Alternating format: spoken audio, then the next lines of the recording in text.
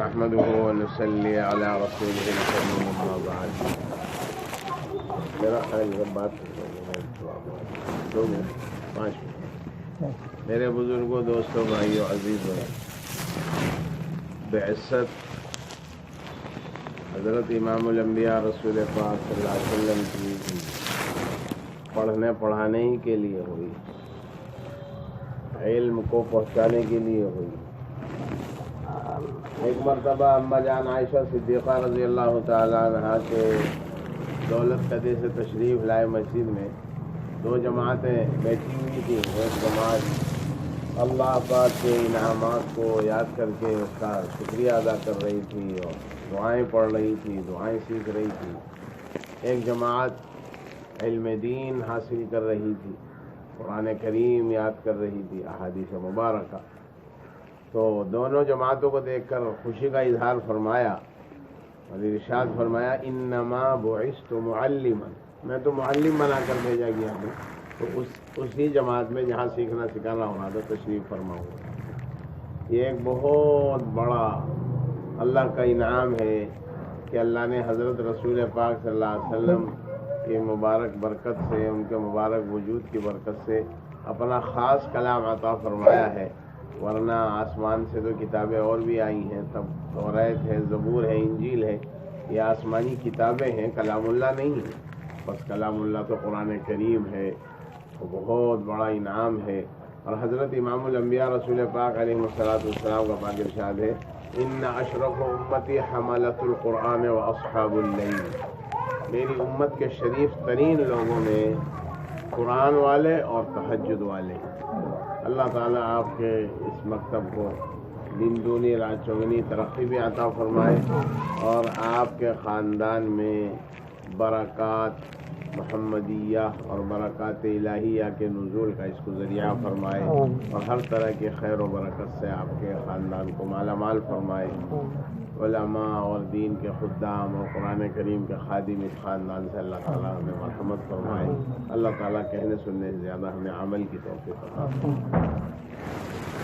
اللهم صل على سيدنا ومولانا محمد وعلى آل سيدنا ومولانا محمد كما صليت على إبراهيم وعلى آل إبراهيم إنك حميد مجيد.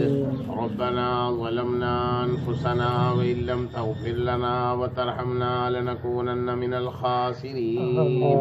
رب اغفر وارحم وتجاوز عما تعلم إنك أنت الأعز الأكرم. اللهم اغفر لنا وللمؤمنين والمؤمنات والمسلمين والمسلمات الأحياء منهم والأموات. اللهم اغفر لأمة سيدنا محمد صلى الله عليه وسلم ما تقدم من ذنبها وما تأخر وما أسرت وما أعلنت. اللهم اشرح صدورنا للإسلام. اللهم حبب إلينا الإيمان. اللهم حبب إلينا المدينة المنورة كحبنا مكة وشدة. اللهم لا سهل إلا ما جعلته سهلا وأنت تجعل الحزن سهلا إذا شئت. اللهم ارحمنا بالقرآن العظيم واجعله لنا إماما ونورا وهدى ورحمة. اللهم ذكرنا منه ما نسينا وعلمنا منه ما جهلنا وارزقنا تلاوته آناء الليل وآناء النهار واجعله لنا حجة يا رب العالمين ولا تجعله حجة علينا يا أرحم الراحمين. اے اللہ ہمارے گناہوں کو معاف فرما. یا اللہ ہماری خطایا سے درگزر فرما.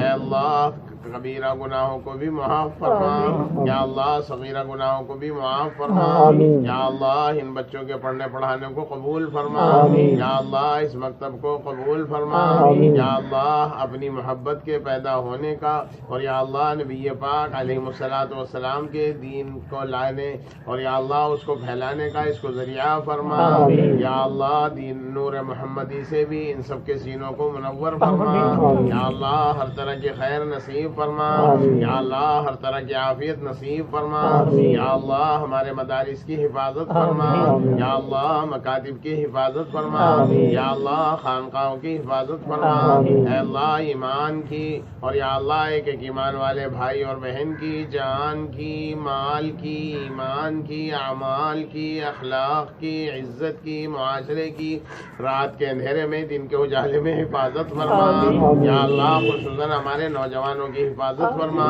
یا اللہ ان سب کے سینوں کو قرآن کریم کے لیے خالص فرما، یا اللہ کشادہ فرما، یا اللہ قرآن کریم کو یاد کرنے میں سہولت پیدا فرما، یا اللہ شیطان کے دھندے اور فندے سے ان کی حفاظت فرما، یا اللہ ان سب بچوں کے گھر والوں کو بھی قبول فرما، یا اللہ پورے گنگوں میں ہر طرح کی خیر و عافیت نصیب فرما، یا اللہ اپنوں کے شر سے، غیروں کے شر سے، جادو کے شر سے، نظر بد سے ہماری حفاظت فرما، یا اللہ ہر طرح کی خیر و عافیت نصیب فرما، یا اللہ نبی پاک علیہ الصلوۃ والسلام نے اپنی مبارک 63 سالہ زندگی میں جتنی خیریں آپ سے مانگی ہیں یا اللہ وہ ہم سب کو عطا فرما، یا اللہ جتنی بری چیزوں سے پناہ چاہیے ان سب چیزوں سے ہمیں پناہ نصیب فرما، یا اللہ اتباع کاملہ کی توفیق نصیب فرما، یا اللہ سنت کا اتباع ہم سب کو نصیب فرما، یا اللہ ہم سب کو نصیب فرما، یا اللہ جب دنیا سے جانے کا وقت آئے مدینہ پاک کا قیام مقدر فرما، یا اللہ جمعے کا دن ہو، پیشانی پر پسینہ ہو، زبان پر کلمہ ہو، مسجد نبی میں ہو، اس طرح آپ کے پاک دربار میں حاضری کی توفیق نصیب فرما اور صحابہ کے قدموں میں جگہ نصیب فرما۔ سبحان ربک رب العزت عما یصفون وسلام علی